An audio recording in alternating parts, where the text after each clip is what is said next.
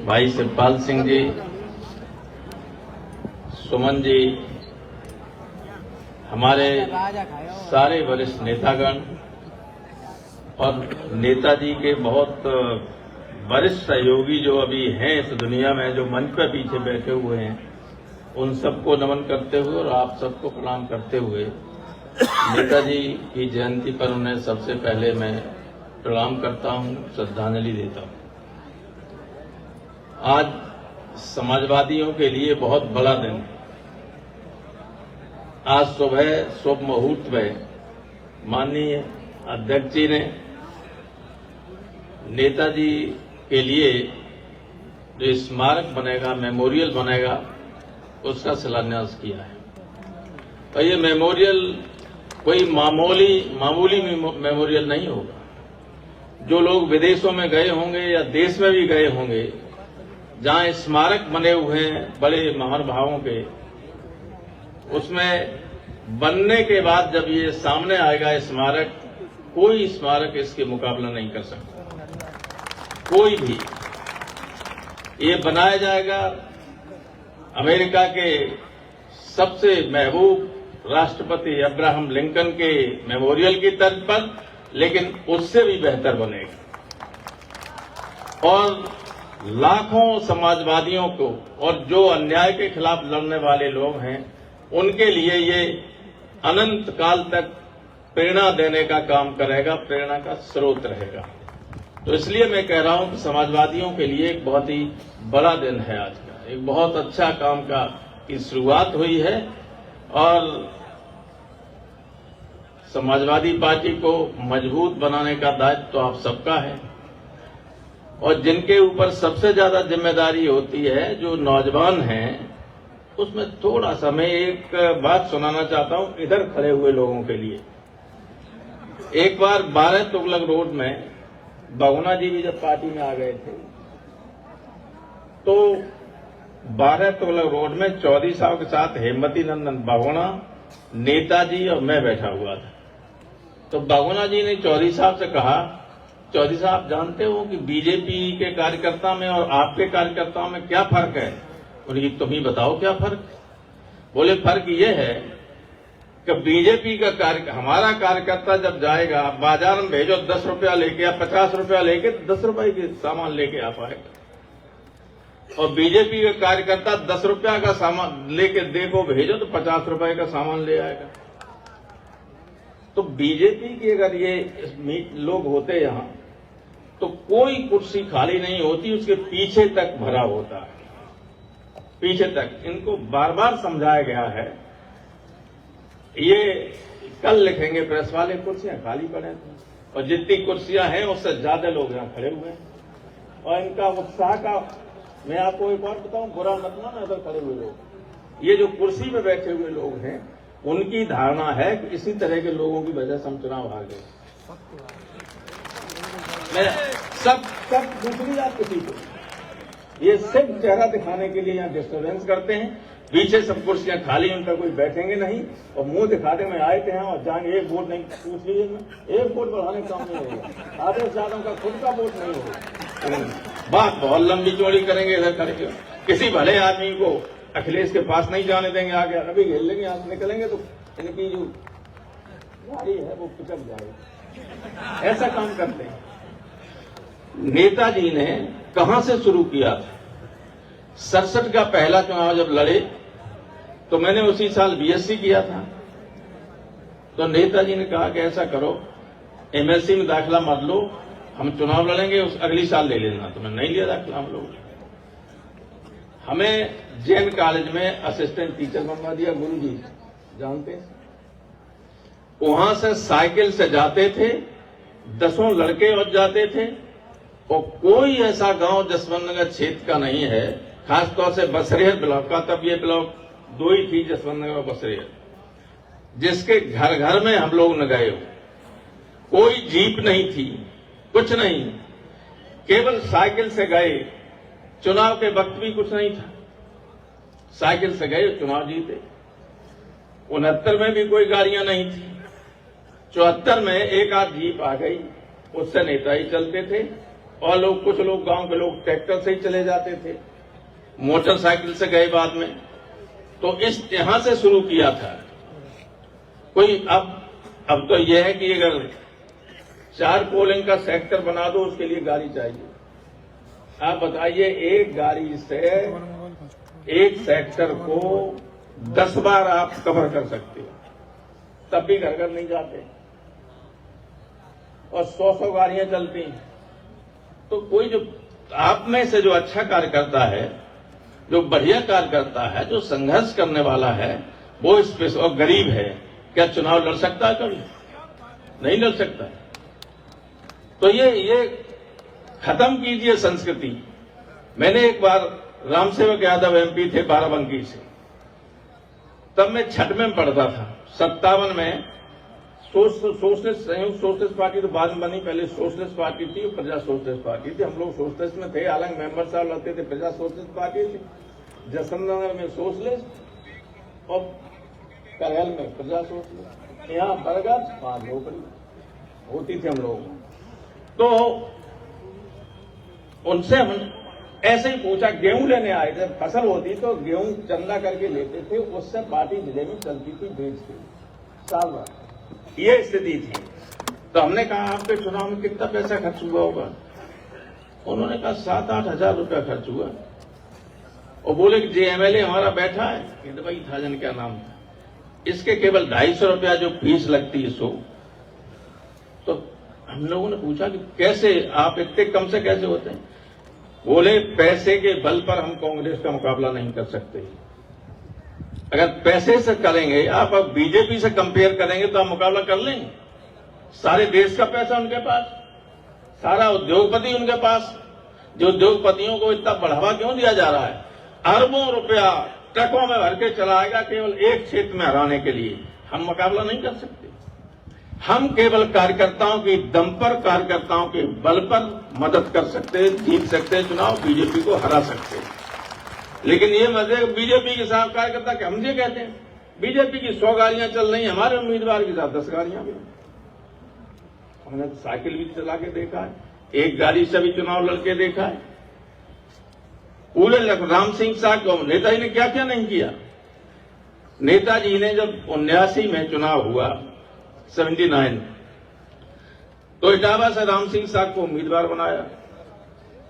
तो यहां लोग मालूम क्या कहते थे? अरे इटावा जो विरोधी थे, यहां से सब्जी बेचने वाला एमपी हो जाएगा, यहां तो फिर अमर ठाकुर ही होते रहे हमेशा। तो नेताजी ने कहा कि हम देखते हैं कौन होगा। तो राम सिंह साहब ने अर्जुन सिंह भदौरिया और सुखदा मिश्रा को पूरी तरह चुनाव हरा दिया, वो चुनाव जीत गए। लोगों में ये विश्वास पैदा किया मुलायम सिंह जी ने कि आप हीनता की भावना छोड़िए, आप संख्या के बल पर किसी को भी हरा सकते हैं, आप ज्यादा ताकतवर हैं। बनाया इन्होंने।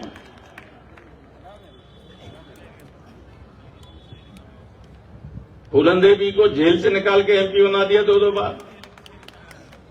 अगर हत्या न हो गई होती तो आगे भी एमपी होती। कोई सोच सकता था? गरीबों, पिछड़ों, जो अति पिछड़ों की बात करने लगी बीजेपी, सारे अधिकार छीन लिए, सारा रिजर्वेशन खत्म कर दिया, सारी नौकरियां कॉन्ट्रैक्ट बेसिस पर जिसमें कोई रिजर्वेशन नहीं, और रही बची आउटसोर्सिंग से कोई रिजर्वेशन नहीं। अब काय का मंडल रह गया। जब नौकरी नहीं, एक भी रिजर्वेशन नहीं, दलित और पिछड़ों के लड़के कुछ आईएएस, आईपीएस और अधिकारी हो जाते थे, वो बनना बंद हो जाएंगे, क्योंकि अब वो सीधे वहां भी करने लगे। सीधे 10 ज्वाइंट सेक्रेटरी पिछले 2 साल में गवर्नमेंट ऑफ इंडिया ने बनाए हैं। ज्वाइंट सेक्रेटरी यहां से जो प्रमुख सचिव जाता है वो बनता है प्रमुख सचिव। इतना सीनियर आईएएस अफसर, सबसे कठिन जो होती है परीक्षा, उसको पास करके लंबी सर्विस के बाद दिल्ली में एम्पैनलमेंट होता है ज्वाइंट सेक्रेटरी के लिए। लेकिन मोदी जी की सरकार ने 10 ज्वाइंट सेक्रेटरी बना दिए। विभिन्न उद्योगपतियों के यहां जो काम करते थे क्लर्क लोग, जे बहुत अनुभवी, आप समझ, और इसमें एक भी दलित नहीं, एक भी पिछड़ा नहीं, एक भी माइनॉरिटी का नहीं। इस तरह की सरकार है। तो ये चीजें आपको बतानी पड़ेंगी। वे खाना मिल जाता है शाम को तो हम गाय को ही सानी दे आते। कोई होता है अधिकार? जिस घर में कोई लड़का नौकरी नहीं करता है उसका घर टूटा फूटा पड़ा रहता है। नेताजी कहते थे कि सिपाही बना दो तो देखिए 2 साल में उसका घर पक्का हो जाता। लेकिन अब वो भी सब खत्म हो गया। तो ये जो गवर्नमेंट है, नेताजी ने जो काम शुरू किया था उसको आखिर तक ले जाना है। अगर देश की और गरीब लोगों, ये मुझसे ज्यादा अंदर की बात कोई जानता नहीं, क्योंकि जिस दिन फैसला होने वाला था प्रधानमंत्री का, सारी रात आंध्र प्रदेश भवन में मीटिंग चली। नेताजी नहीं गए तो मैं ही वहां था। सवेरे 4 बजे सुरजीत साहब ने कहा कि 90% एमपी मुलायम सिंह के पक्ष में हैं, फाइनल हो गया है। सुबह नायडू राष्ट्रपति को लिख के दे आएंगे कि यूनाइटेड फ्रंट के लीडर मुलायम सिंह यादव होंगे और अगले दिन उनकी शपथ हो जाएगी प्रधानमंत्री। फिर ऐसी पर्दे के पीछे तिकड़म चली कि सुरजीत रूस चले गए। मैंने कहा आप कल चले जाओ, नहीं वो वहां जाना जरूरी है। अब नंदा जी के सामने नहीं बताऊंगा और इसलिए भी नहीं कहूंगा कि अब लोग दुनिया में नहीं है। अगर सुरजीत में गए होते लखनऊ, वो दिल्ली, मॉस्को, तो नेताजी ही प्रधानमंत्री होते। जो साजिश में लोग शामिल थे उन्होंने नाम चला दिया कि साहब वो कह रहा है लालू और शरद कि हम आत्महत्या कर लेंगे और मुलायम सिंह बना दिया जाए। ऐसा कुछ नहीं था। वो तो उन्हें टूल बनाया गया। हाँ, विरोध में थे वो जानते थे कि मुलायम सिंह यादव अगर प्रधानमंत्री बनेंगे तो वो सबसे बड़े नेता होंगे। सबसे बड़े नेता तो उनके न चाहने के बाद भी रहे। किसी का कद मुलायम सिंह के बराबर नहीं था, किसी का। और आपने देखा होगा उनकी मौत के बाद किसी नेता के लिए इस तरह की भीड़ न हुई, न विभिन्न क्षेत्रों के लोग यहां आए। उत्तर प्रदेश के मुख्यमंत्री सहित पूरी कैबिनेट, सारी पार्टियों के शीर्षस्थ नेता, राजस्थान, छत्तीसगढ़, मध्य प्रदेश और जितने राज्य थे वहां से लेके तमिलनाडु तक के सारे सीएम से आते। मुश्किल था उनको पहुंचाना वहां तक। केंद्रीय मंत्री, रक्षा मंत्री हो, आर्मी मंत्री हो, सब हों, कांग्रेस के राष्ट्रीय अध्यक्ष खड़गे और लोग हों, फिल्म जगत के लोग हों, प्रोफेसर्स हों, पत्रकार हों, विद्वान हों, सबके सब यहां थे, सब आए यहां। तो बहुत बड़ा कर था, लेकिन साजिश बहुत लोगों की थी। हम जानते, वो ये जानते थे कि मुलायम सिंह यादव अगर प्रधानमंत्री बन गए तो समाजवादियों में समाजवादी मार्क्सिस्ट भी है। मार्क्सिस्ट ये कहते हैं कि अगर कोई विपक्ष बने तो लीडरशिप उनके हाथ में होनी चाहिए, समाजवादियों के हाथ में नहीं होनी चाहिए। तो मैं नाम नहीं लेना चाहता हूं। साजिश सबसे बड़ी वहीं से थी कि मुलायम सिंह प्रधानमंत्री न बनने पाए। तब एक आदमी जिसको वो समझते थे कि कम्युनिस्ट लीग का है, प्रधानमंत्री बना दिया Gujarat. This was the real thing जो आज मैं बता रहा हूं आपको, क्योंकि मैं सारे घटनाक्रम का चश्मदीद गवाह मैं हूं, सबका। तो इसलिए नहीं बन पाए। और इसलिए कई बार जब आप नेताजी को प्रधानमंत्री बनाने का नारा लगाते थे तो एक बार उन्हें गुस्से में हमसे कहा, ये 5 और 10 MP बनाएंगे और मुझे प्रधानमंत्री बनाना चाहते हैं, केवल 5 और 10 MP बना के प्रधानमंत्री बना लेंगे। हाँ, उत्तर प्रदेश विधानसभा के इस लोकसभा के 24 के चुनाव में अगर आपकी पार्टी 40 MP जीतती है तो हम कह भी सकते हैं कि बिना या तो इन्हें बनाइए, नहीं कोई नहीं बन पाएगा, दूसरे कोई बनाएगा। बताओ, बनाओगे?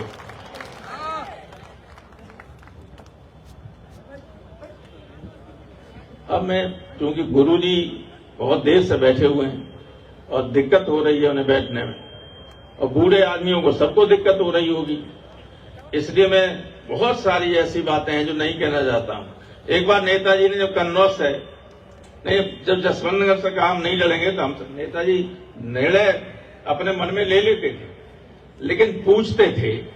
तो हमसे पूछा जसवंत नगर से कौन लड़े, हमने शिवपाल लड़े और कौन लड़े। ठीक, तो पार्टी का अध्यक्ष कहा भाई रामपाल की राय यही है कि शिवपाल लड़े, शिवपाल को जिलाया जाए। तो खुद अपना ऐसे ही कन्नौज से जब इस्तीफा दिया नेताजी ने, तो हमसे बोले कि यहां से किसे चुनाव लड़ाया जाए। उन्होंने कहा अखिलेश को लाओ। तो लोग कहेंगे कि अपने बेटे को चुनाव लड़ा दिया। मैंने कि भगवान शंकर के बेटे हैं, गणेश से पूजा होती। बोले ठीक है रहे।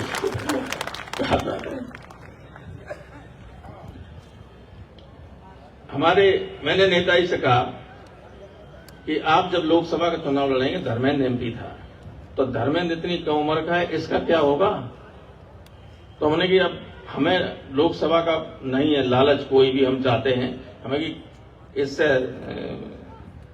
क्योंकि सीट को मैंने बचाया था, किसी से तिकड़म करके सब रिजर्व कराए दे रहे थे बदायूं को, तो हमने कि धर्मेंद्र वहां से लड़े, हमें राज्यसभा में भेज देना। तो ये सारी चीजें चलती रही।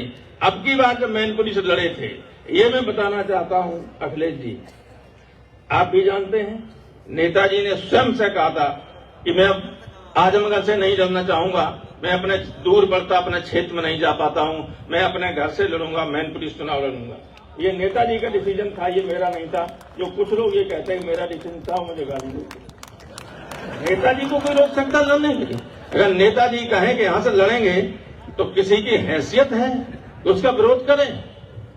नेताजी का ये था, ये अखिलेश अच्छी तरह जानते हैं। मेरा कभी नहीं था, मेरी सहमति अवश्य थी कि आजमगढ़ से दूर जाना पड़ता। क्षेत्र में कभी कभी लोग कहते हैं तो हमारे क्षेत्र में आई, और यहां यह था कि ऐसा क्षेत्र है, जब ये बन रहा था, परिसीमन आयोग जब था उसका मैं एसोसिएट मेंबर था, तो मैंने पहले जसवंत नगर को कन्नौज में लगवा दिया। जब इटावा रिजर्व हो गया तो नेताजी ने कहा जसवंत नगर को इधर करो, तो मैंने कन्नौज में लगवा दिया। आगरा में कमीशन की मीटिंग थी, सुनवाई, तो रामबख्श वर्मा बीजेपी, सत्यदेव त्रिपाठी कांग्रेस और बीएसपी का ये ब्रजेश पाठक, ये तो मेंबर ही था उसका। इन लोगों ने कहा अरे साहब जमुना से गंगा तक बना दिया। तो जब मीटिंग खत्म हो गई तो बिश्नोई जो सीईओ थे हमारे, उन्होंने कहा प्रभु साहब, चीफ साहब जो है उनका रिजर्वेशन कन्नौज पर है, कोई दूसरा बताइए। हमने कहा आप बनाइए, हम भी बनाए देना। 2 मिनट में मैंने बना दिया, क्योंकि मैनपुरी में लग गया था अलीगंज और वो चला गया था छिबरामऊ कन्नौज में, नहीं फरुखाबाद में। तो हमने ये किया कि जसवंत नगर मैनपुरी में, अलीगंज फरुखाबाद में, छिबरामऊ कन्नौज में, यूं घुमा दिया। एक भी यही बनाया सीईओ ने, यही बिश्नोई ने बनाया। तो बिश्नोई ने की इजाजत दे दीजिए। उन्होंने चीफ इलेक्शन कमिश्नर थे, वो तिलक लगाते, क्योंकि जो चेयरमैन थे उनके पैरों का ऑपरेशन हुआ था घुटनों का। तो उन्होंने कहा इससे बढ़िया कॉन्स्टिट्यूंसी उत्तर प्रदेश में एक भी नहीं बनी। नक्शे पर इतनी कॉम्पैक्ट और बेहतर कॉन्स्टिट्यूंसी मैनपुरी बनी, इससे बेहतर एक भी नहीं। और मैंने कहा बाद में जब बन गई, मैंने कहा चाहे 79 सीटें हार जाएं, नेताजी की इस कॉन्स्टिट्यूंसी से उन्हें या उनके परिवार के व्यक्ति को कभी कोई नहीं हरा सकेगा। ऐसी ये कॉन्स्टिट्यूंसी बनाते हैं, क्योंकि कई बार सब लोग एक हो जाते हैं, हुए हैं। तो ये है, लेकिन अब आज हम तो पार्टी की तरफ से, पार्टी के अध्यक्ष को और आप सबकी तरफ से धन्यवाद देना चाहते हैं कि जो आपने आज शिलान्यास किया है, और जितना शानदार, क्योंकि हमने वो मेमोरियल्स देखे हैं। मैंने लिंकन के मेमोरियल को कई बार देखा है। शाम के वक्त वहां ये भीड़ होती है प्रतिदिन, जहां फोटो लेना खड़े होकर मुश्किल हो जाता है। जब तक फोटो लेने हैं तब तक 10 और आगे से निकल रहे होते। स्कूलों के बच्चे और जितने ब्लैक हैं वे तो सभी आते हैं, उनकी दास्ता को मुक्ति दिलाई थी दास्ता से। तो उससे उसी तरह का है, आप नक्शा में देखा होगा, उससे थोड़ा और बेहतर है, बहुत बेहतर है, क्योंकि वहां इस तरह का कोई पार्क नहीं है। सामने एक मेमोरियल है अमेरिका का, वो दिखता है, दूर उस तरफ दूर जेफरसन मेमोरियल है। तो लेकिन बहुत बढ़िया है। अब यह लेकिन बताया तो थोड़ा ऊंचा है, बढ़िया है।